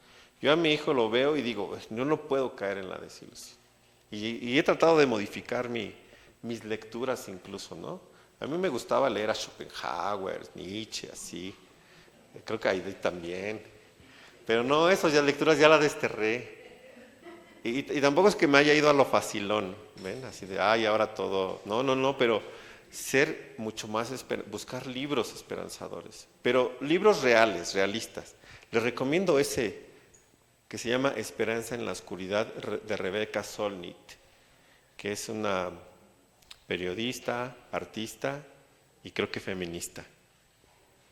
Dice, la historia jamás contada del poder de la gente. Tiene 2 libros súper bonitos que hablan sobre esos temas, que se fue a Irak después de la guerra, se fue a los terremotos del 85 de México, pero se ha ido a todos los lugares de desastre, a las inundaciones de Estados Unidos, y descubrió estas cosas.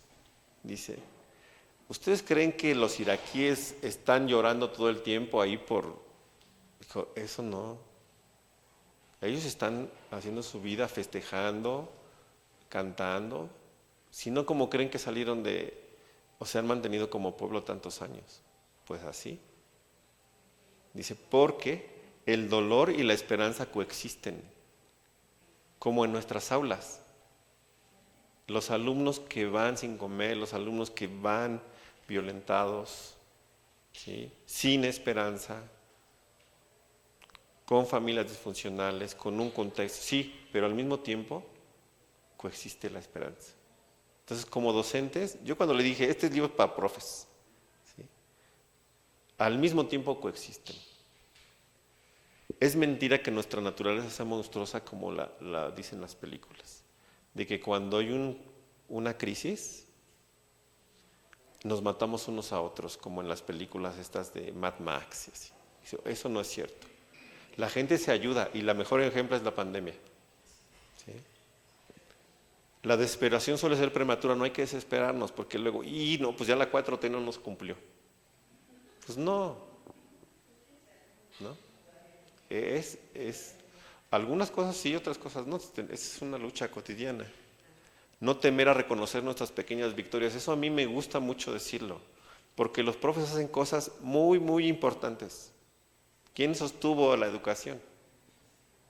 Ni modo que la plataforma, sino el profe que incluso, ustedes lo habrán hecho, fueron a visitar a los alumnos a su casa, se dieron cuenta de que, caray, aquí viven los estudiantes, ni me lo hubiera imaginado, ¿no?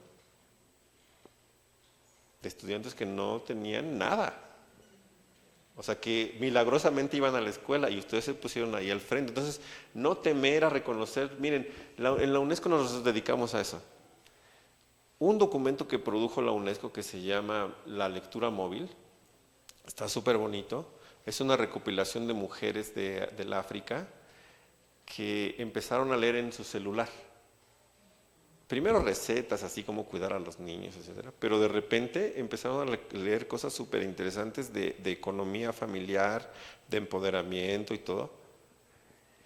Y resulta que empezaron a transformar su cotidianidad en lectura en el celular. Y entonces la UNESCO recuperó esas experiencias, se llama así la lectura en la era móvil. Y entonces, ahorita, bueno, ya creo que ya terminó, porque era la semana del aprendizaje móvil, dijo la UNESCO, ya no hagan aulas de medios, porque una aula de medios en la escuela requiere servidores, mantenimiento. ¿Cuánto dura? Mejor aprendizaje móvil. ¿Sí? Entonces, de una experiencia concreta en 3 países de África, desarrolla la UNESCO una orientación mundial. Y yo les pongo este ejemplo siempre a los profes de por qué, si observamos una práctica específica de aula, de maestros trabajando con sus estudiantes, con las familias, con su comunidad, ¿por qué eso no puede ser una práctica que pueda ser reconocida y difundida a nivel global? Sí, en México tenemos un montón, pero no las sistematizamos. Por eso me gusta su maestría, porque hay que sistematizarla, hay que documentarla y hay que reconocer esas pequeñas victorias, ¿no? Eso, porque ese futuro que deseamos está en las culturas colectivas, en la memoria de lo que vamos haciendo, ¿no? No se trata de acumular tantas herramientas o pequeñas prácticas, o esto de que no me gusta para nada de la práctica docente, o luego los cursos que se toman de, bueno, este señor que habla sobre los proyectos, no me acuerdo, que es muy famoso, un colombiano, Tobón. Bueno, vean mi proyecto, y un proyecto como de 14 páginas, dije, eso es inviable. Es inviable. Entonces, ¿por qué? Porque se trata son como pequeñas herramientas que les van dando los expertos. Eso no se trata, sino de construir una visión amplia de futuro, poderosa, con prácticas cotidianas que vayan surgiendo desde la cotidiana y la experiencia, ¿no? La teoría y la práctica se necesitan, eso ustedes lo saben muy bien. Entonces, avancemos hacia allá, bueno, eso es en lo que nosotros trabajamos. Ese es mi correo. Les voy a dejar mi presentación para que allí consulten esos documentos.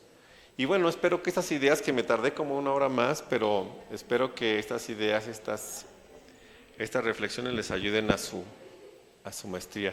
No sé si todavía tenemos tiempo o ya no, de alguna conversación. Sí, algún diálogo.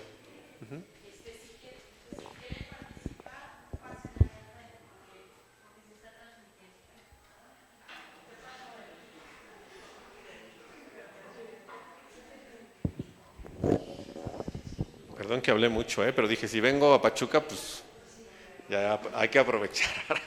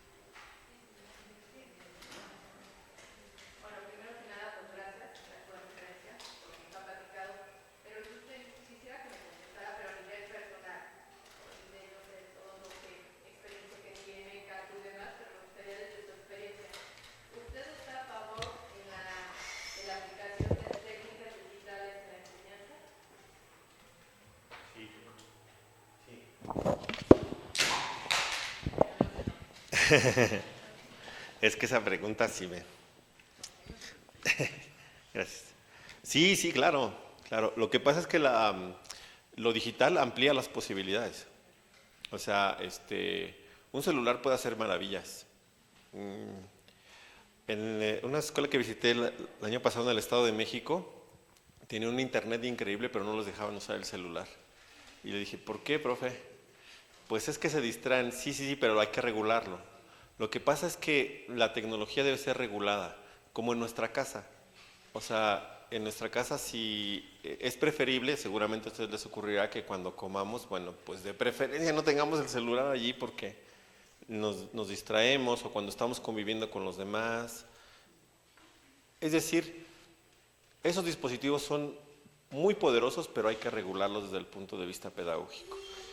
Regulados con una intención pedagógica clara, son una maravilla. Yo estoy completamente a favor, pero siempre y cuando tenga esa direccionalidad pedagógica y el tiempo sea bien administrado, y a los chicos se les dé la capacidad para ser creativos, ¿no? No solamente que consuman contenidos, sino que también pasen a ser productores de contenidos. Eso lleva tiempo, pero sí, por supuesto estoy a favor.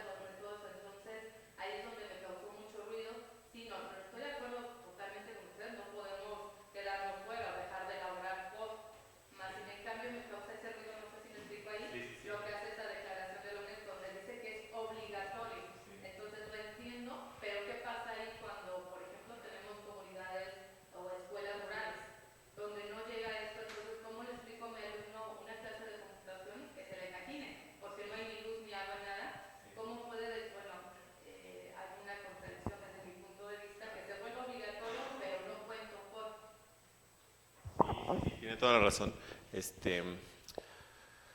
Bueno, todos los maestros tendríamos que tener derecho a una capacitación integral en temas digitales, socioemocionales, didácticos, científicos, ambientales. Todos tenemos ese derecho a esa capacitación integral. no solamente nuestra área, ¿no? Si estamos en matemáticas o lo que sea. Entonces, por principio, sí. Todos tendríamos que tener todos tenemos ese derecho a una capacitación integral. Ahora, me refería a que, ¿qué pasa con quien no la tiene ahora, en este momento? O quien no ha sido formado en esas nuevas tecnologías. ¿Lo desechamos? No, claro que no, porque ese maestro también tiene importantes conocimientos.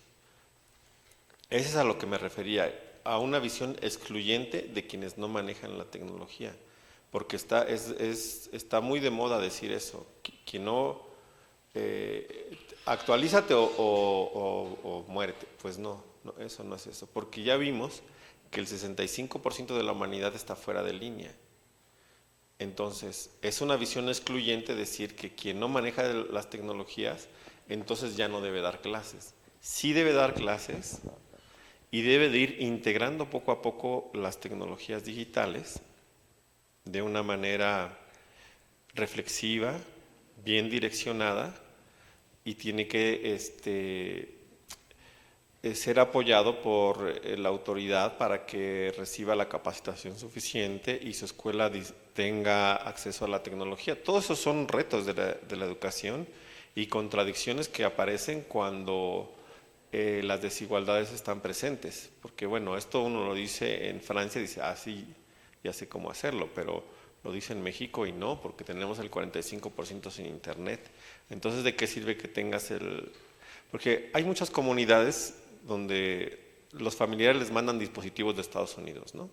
Eso seguramente Entonces tienen su celular y todo, pero no tienen conectividad. Entonces tienen que ir hasta las plazas donde existe internet para tener conectividad. Entonces, existen desigualdades estructurales, como falta de conectividad o falta de dispositivos o falta de capacidades. Esas tres fundamentalmente. Y estamos en esa contradicción. Entonces, esta directriz, todos los maestros deben tener habilidades digitales, sí. Todos los niños tienen que tener, por ejemplo, libros de texto, sí. Pero no todos ni tienen libros de texto, ni todos las escuelas tienen internet, ni todos los maestros tienen habilidades digitales. Lo que traté de decir es, no las tienen, entonces no sirven. Eso lo dicen de los países, ¿eh? Esto que acabo de decir lo dicen de los países. Bueno, México tiene baja calificación en el último evaluación de PISA. Entonces los maestros no sirven. Entonces el sistema educativo no sirve. Nosotros estamos en contra de esas visiones. La UNESCO no hace rankings. La UNESCO nunca dice Finlandia está en el primer lugar. Eso no existe con nosotros. Y quien lo hace es el Banco Mundial y demás.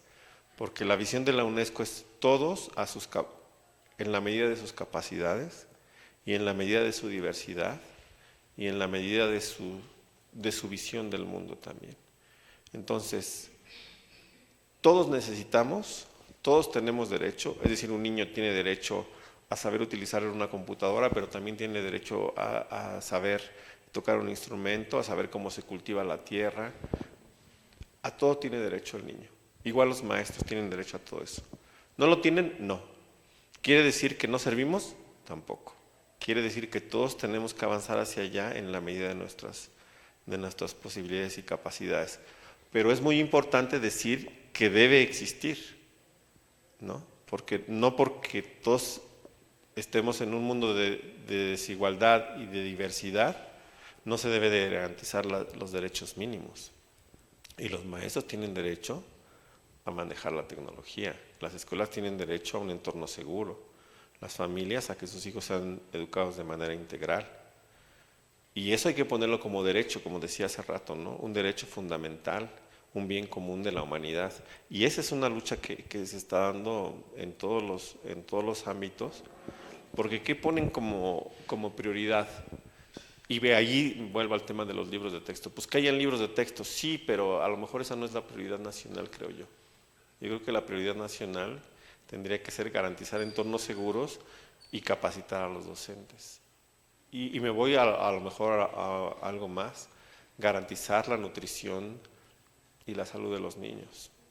a lo mejor esas prioridades, ¿no? Bueno, todos estos son temas de debate, pero qué bueno que lo comenta, porque estamos en medio de muchas contradicciones y de discursos. A nosotros mismos, ¿no? Como UNESCO, dijimos, oiga, pero ahí dice en ese documento que todos los maestros tienen que ser capacitados en temas digitales, sí. Pero también en otro documento decimos que tiene que ser garantizada la conectividad. Porque ¿para qué te sirve capacidades digitales? Como usted bien dice, pues en la escuela no hay ni luz. En fin, son las contradicciones de un mundo desigual. Pero creo que lo importante es saber leer esto que usted está diciendo como parte de un derecho que tenemos los profesionales de la educación para acceder a las habilidades, a las capacidades que necesitamos para enfrentar un mundo tan complejo. Bueno, espero no haberle respondido. ¿Sí? Sí.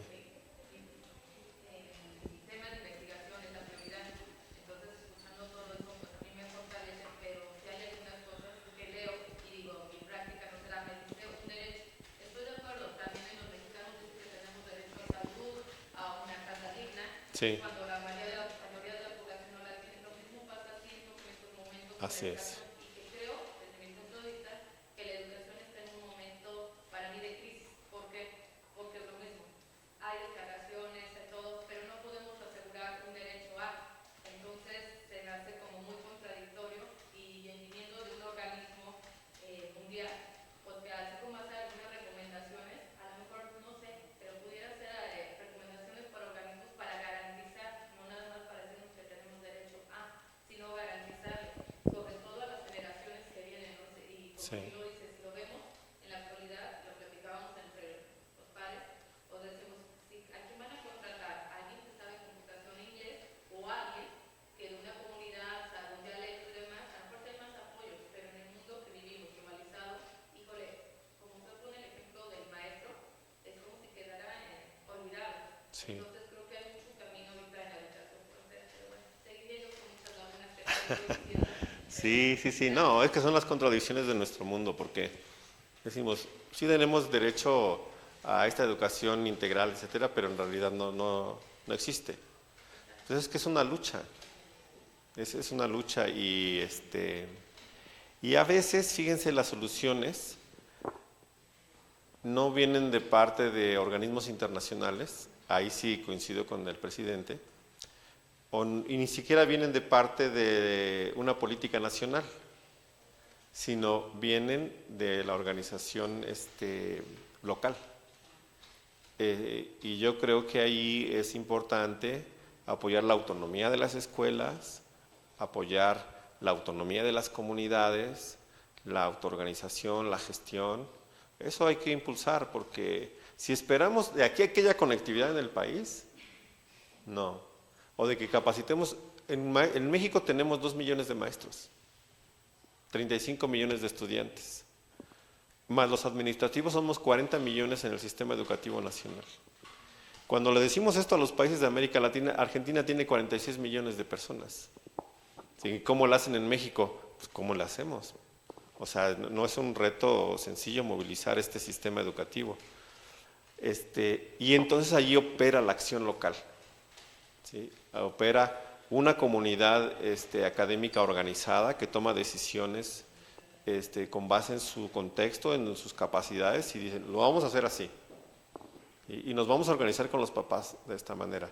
Es la única vía, porque si esperamos a que un organismo internacional o una política nacional nos alcance, va a pasar otros 10 años. Entonces, tiene que ser simultáneo.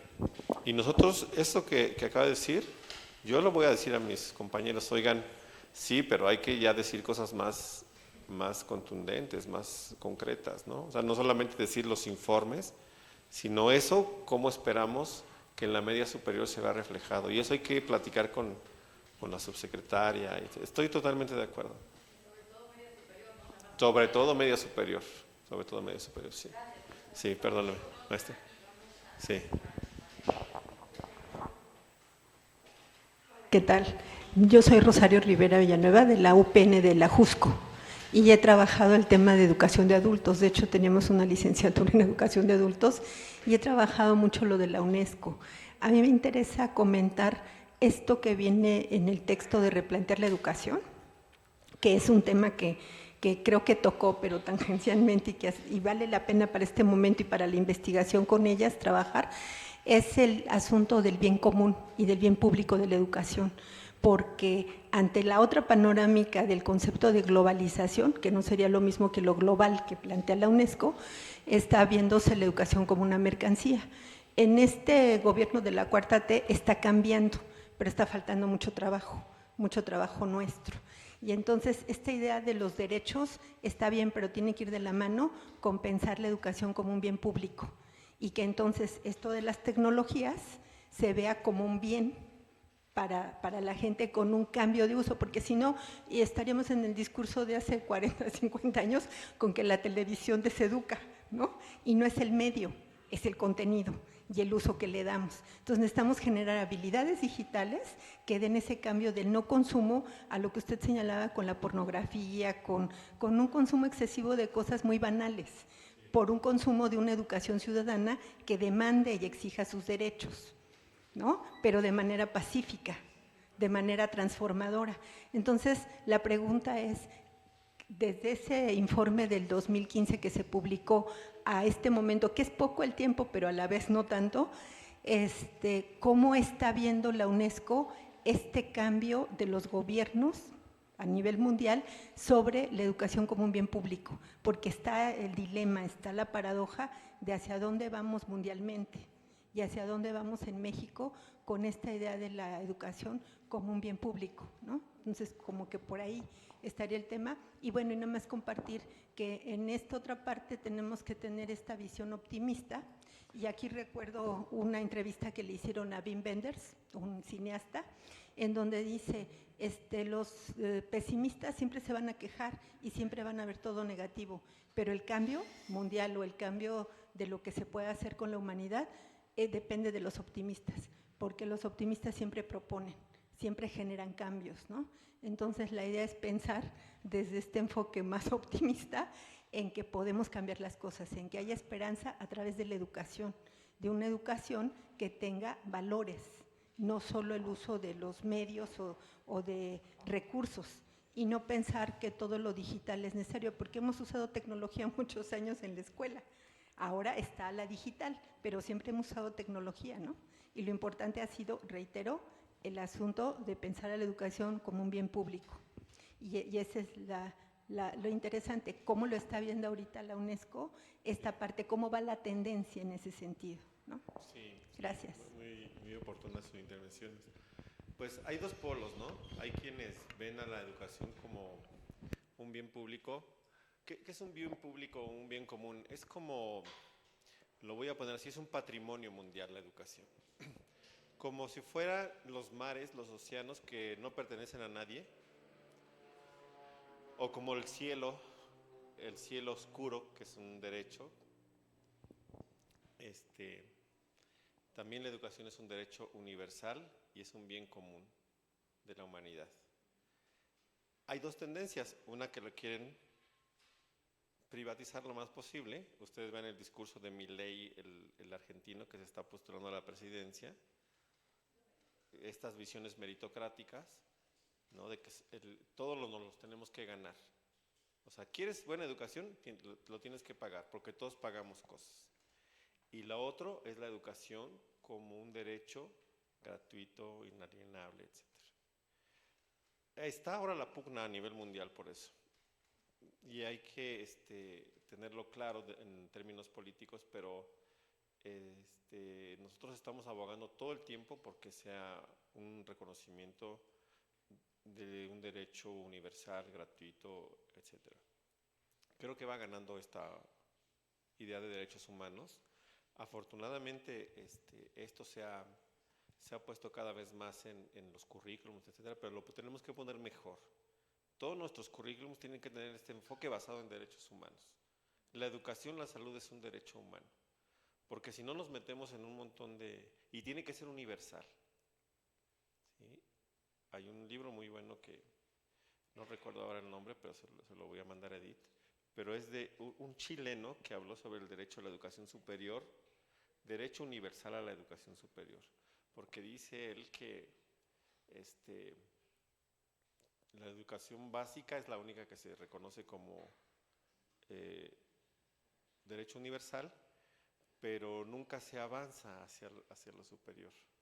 Entonces, no, los sistemas educativos tienen que plantear lo máximo y de ahí para abajo pues lo que vayan alcanzando, pero si siempre nada más te vas a los niños, etcétera, no funciona. Entonces, y da un debate muy interesante de por qué tiene que ser un no focalizado, no un derecho focalizado. Es decir, por ejemplo, becas solo para los más necesitados, libros solo para los que más necesiten, gratuidad solo para... No, dijo, eso tiene 40 años que ha demostrado su ineficiencia en el mundo. Tiene que ser universal para todos, lo necesiten o no lo necesiten. Es una cuestión. La otra es el tema, aquí traigo por ejemplo, de reimaginar la educación, de los futuros de la educación. Ese lo voy a regalar a Edith porque me invitó. Pero estoy leyendo este libro de un filósofo chino que se llama Yu Hui, creo que así se pronuncia, y habla sobre la tecnodiversidad. ¿Qué significa eso?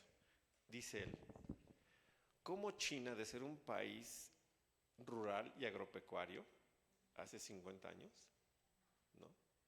Si ustedes ven Pekín, esas ciudades, eran ciudades agropecuarias, pesqueras. ¿Cómo es ahora el número 1 en tecnología? ¿Cómo lo logró?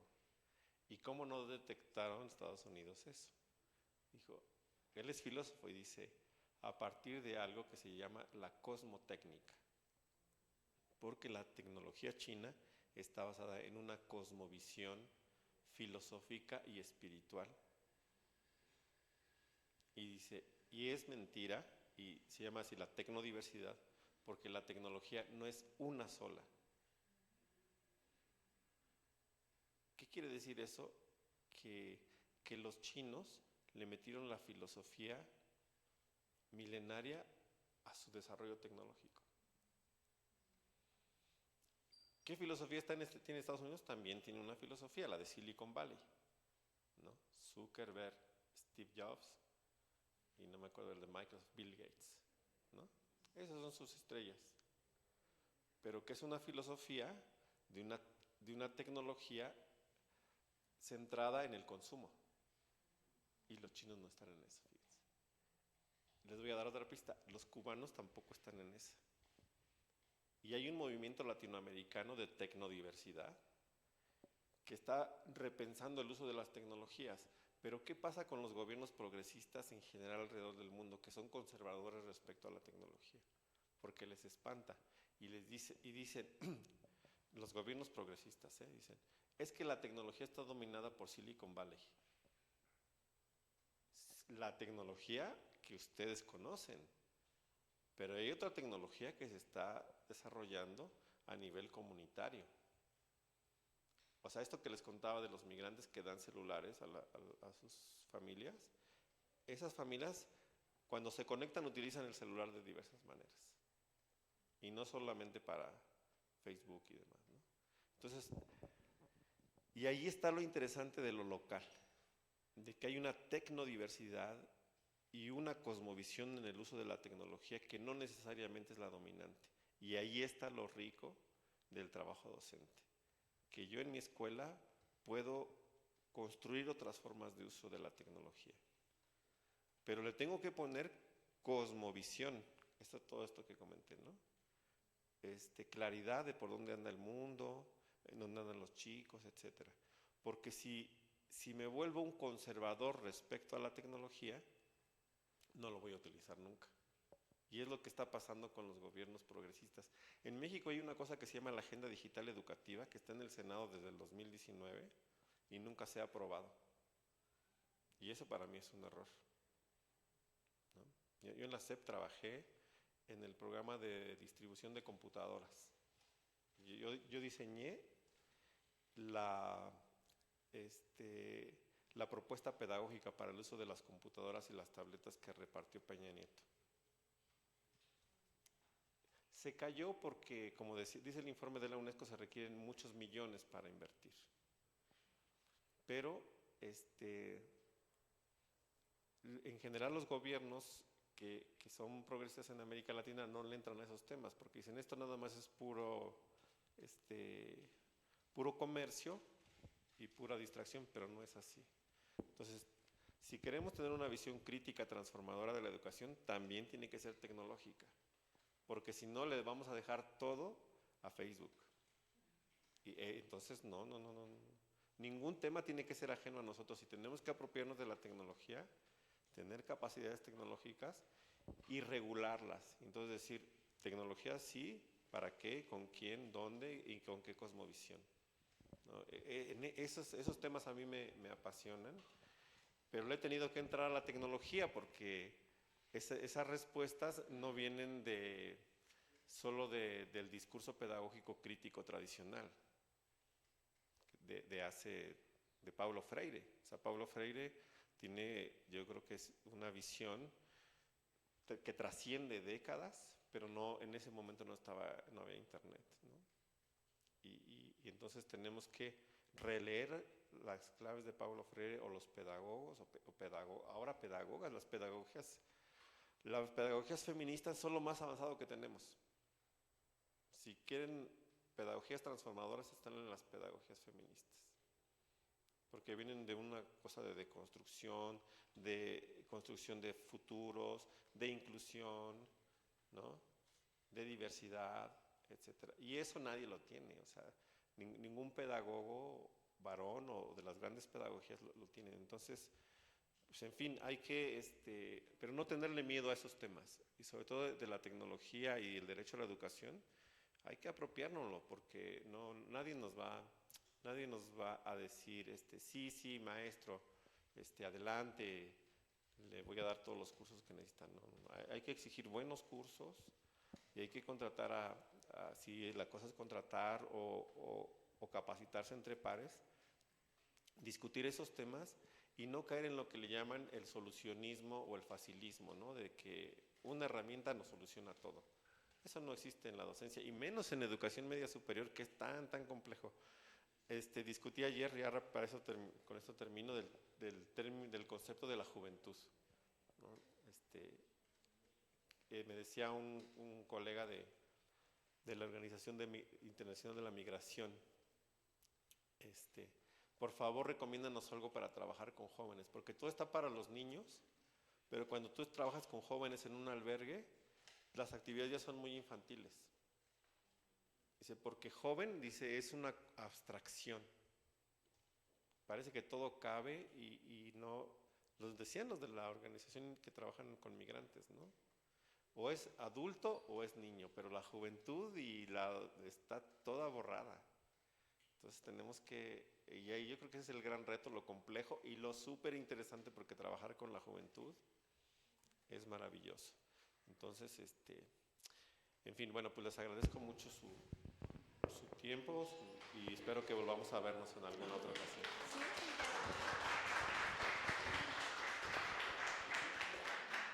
Adolfo, muchísimas gracias. Bueno, yo también le digo Adolfo, no le digo maestro, pero porque también me sé muchas. Entonces perdemos ambos. Bueno, ya de manera seria,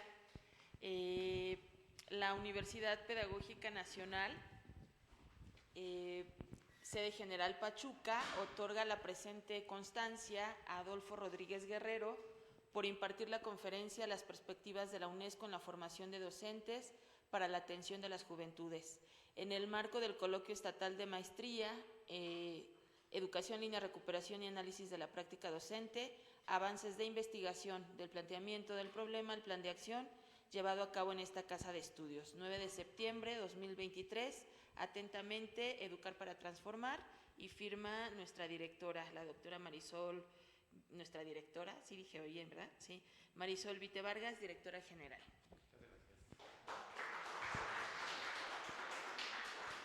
También te vas a ir rayado porque, mira, por parte de la universidad y de compañeros nuestros, el moño se cayó. el moño también. Y por parte de nuestros compañeros que también escriben en esta institución, particularmente de la doctora Dalia y del doctor Raúl, quisieron hacerte este presente. No, pues regalazos, muchas gracias. Y pues muchísimas gracias, vamos a tomar unos minutos de descanso.